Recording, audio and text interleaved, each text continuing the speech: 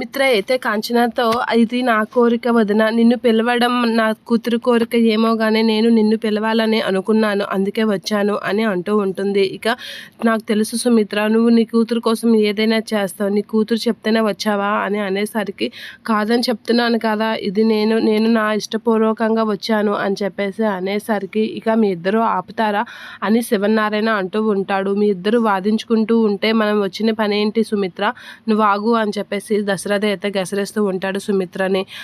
అమ్మ కాంచన, నువ్వు ఒక పక్క చెల్లి ఒక పక్క భార్య, ఇద్దరి వైపు నేను మాట్లాడలేను, మీ ఇద్దరు ఏది చేసినా సరే సమాధానం నేను మా నాన్నకి చెప్పుకోవాలి. నేను నా కూతురు శుభకార్యం కోసం నిన్ను పిలవడానికి వచ్చాము, అది ఏదవని సరే నువ్వు మా ఇంటి ఆడబొట్టిగా ఫస్ట్ నీకే కార్డు ఇవ్వాలని వచ్చాము అని చెప్పేసి అంటూ ఉంటారు. ఇక సుమిత్ర అయితే అలా తలదించుకుంటూ ఉంటుంది.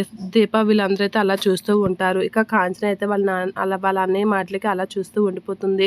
ఇక మా ఇంటి శుభకార్యంకి ఫస్ట్ నీకే పిలవాలి అని అనుకున్నాం, నేను మా కూతురు నిశ్చితార్థానికి నిన్ను ఆహ్వానించడానికి భార్యాభర్తలు ఇద్దరమే వచ్చాము అని చెప్పేసి అంటూ ఉంటాడు. ఇక సుమిత్ర అలా చూస్తూ ఉంటుంది. కాంచన కూడా వాళ్ళ అన్నయ్యని అలా చూస్తూ ఉండిపోతుంది. ఇక సుమిత్ర, ఏంటి అలా చూస్తున్నావు, చెల్లికి చీర పెట్టి బొట్టు పెట్టు అనేది అంటూ ఉంటాడు దశరథ. అలా అనగానే కాంచన అలా చూస్తూ ఉంటుంది.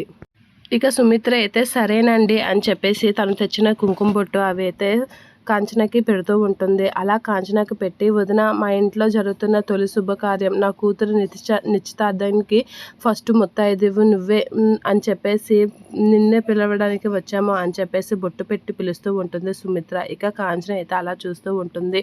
ఇక సుమిత్ర అయితే అలా బొట్టు పెట్టి, నువ్వు ఖచ్చితంగా రావాలి వదిన, ఇంటి ఆడపడుచుగా రావాలి అని చెప్పేసి అంటూ బొట్టు పెట్టి పిలుస్తూ ఉంటుంది. అలా పిలవగానే సరే అని చెప్పేసి కాంచన అయితే ఊకొడుతూ ఉంటుంది. అలా అవగానే సుమిత్ర అయితే తను తెచ్చిన పట్టు చీర అవైతే ఇస్తూ ఉంటుంది. తీసుకో వదిన తాంబూలం అని చెప్పేసి తాంబూలం తీస్తూ ఉంటుంది. వదిన ఖచ్చితంగా నువ్వు ఈ చీర కట్టుకొని నిశ్చితార్థంకి రావాలి, ఎందుకంటే ఈ చీర మీ అన్నయ్య నీ కోసం తీసుకున్నారు, చాలా ఇష్టంగా తీసుకున్నారు, కాబట్టి నువ్వు ఈ చీరలోనే రావాలి అని చెప్పేసి సుమిత్ర అయితే చెప్తూ ఉంటుంది కాంచనతో. ఇక దీప అయితే హ్యాపీగా ఫీల్ అవుతూ ఉంటుంది. కాంచన అయితే అలా తలదించుకుంటూ ఉంటుంది. ఇక దీప అలా చూసేసరికి, దీప ఇంటి కోడలుగా మొదటిసారిగా మా వచ్చిన వదినికి బొట్టు పెట్టు అని చెప్పేసి అంటూ ఉంటుంది కాంచన. అలా అనగానే ఒక్కసారిగా దీప షాక్ అవుతూ ఉంటుంది. ఇక సుమిత్ర కూడా షాక్ అవుతూ ఉంటుంది.